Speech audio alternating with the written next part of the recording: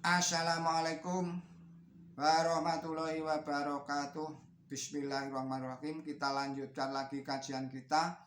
Ini berjudul Kemenangan Agama Islam, sebuah editorial yang diuraikan oleh M. Iskandar.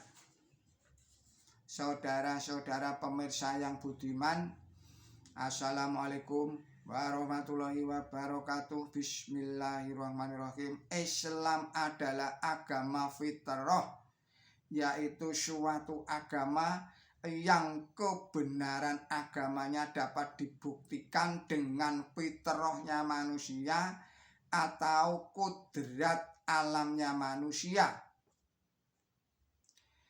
Dan Islam adalah agama yang hidup, dihidupi oleh Allah Subhanahu wa Ta'ala.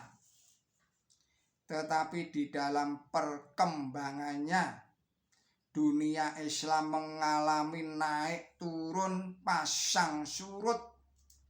Maksudnya pernah mengalami kejayaan dan pernah juga mengalami masa kemunduran.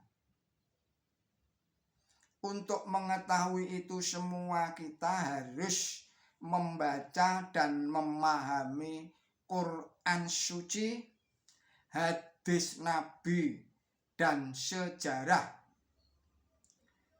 Kemenangan Islam telah dinubuatkan oleh Allah Subhanahu wa Ta'ala di dalam Quran suci yang artinya sebagai berikut ini. Bismillahirrahmanirrahim.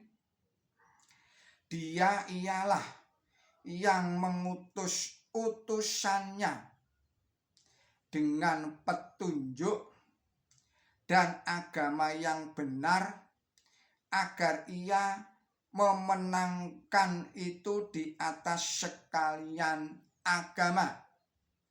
Quran suci surat 9, yaitu surat At-Taubah ayatnya 33, kemudian surat 48, yaitu surat Al-Fat ayat 28, dan juga surat Asy-Syaff surat 61 ayatnya 9. Perlu diketahui bahwa kemenangan Islam itu bukanlah suatu yang berarti. Saya ulangi lagi, perlu diketahui bahwa kemenangan Islam itu bukanlah berarti kekuasaan politik oleh penganut Islam di sepanjang zaman, dan nubuatan tersebut di atas itu tadi tidak pula berarti bahwa agama-agama non-Islam akan musnah di sembarang waktu, atau adanya gambaran bahwa orang Islam mengalahkan orang yang bukan Islam dengan pedang. Ini adalah suatu gambaran yang tidak benar. Mengapa? Karena Islam bukanlah orang, maka musuh Islam bukanlah orang pula. Islam tempatnya di dalam hati, maka musuh Islam tempatnya juga di dalam hati, baik hati orang Islam sendiri maupun hati orang-orang non-Islam.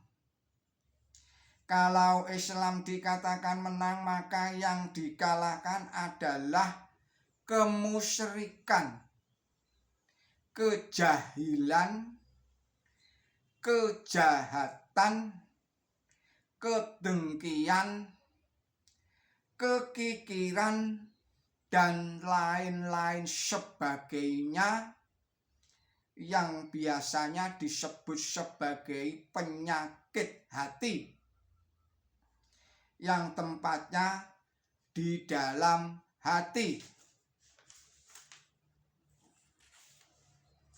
Jadi musuh Islam itu sekali lagi bukanlah manusia atau golongan manusia, tetapi adalah penyakit hati manusia. Jadi kemenangan Islam hanyalah berarti bahwa keunggulan agama Islam di atas agama-agama lain akhirnya akan ditegakkan, dan sebagian besar bangsa-bangsa di dunia akhirnya sebagai penutup dalam uraian ini, kami mengajak penggemar video ini untuk mengikuti kajian masalah di dalam video ini, di dalam channel ini mengenai zaman kejayaan Islam yang pertama, zaman kemundurannya dan zaman kebangkitannya Islam kembali, serta lain-lain masalah yang menarik seperti soal-soal kristenisasi yang ditangkal oleh suatu ilmu baru, yaitu kristologi Qur'ani yang disampaikan dan diuraikan oleh Simon Al-Yasir di video-video yang telah lalu maupun di video-video yang akan datang. Saya bacakan satu hadis riwayat Bukhari sebagai mengingatkan kita. Bunyinya, lazimkan olehmu berlaku jujur, karena sesungguhnya kejujuran itu membawa kepada kebajikan, dan kebajikan itu membawa kepada surga. Dan senantiasalah seseorang berlaku benar dan mendayagunakan kebenaran, sehingga dicatat akan dia di sisi Allah sebagai orang yang sangat benar.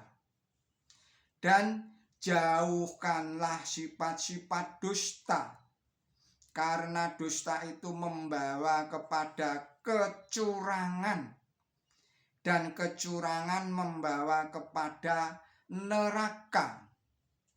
Bila seseorang membiasakan berdusta dan mendayagunakan dusta, sehingga tercatat akan dia kepada sisi Allah dengan nama seorang yang sangat pendusta. Hadis riwayat Bukhari. Demikianlah uraian dari M. Iskandar di dalam editorialnya berjudul Kemenangan Agama Islam. Demikian yang dapat saya sampaikan. Mohon maaf atas segala kesalahan dan kekilapan saya. Billahi taufik wal hidayah.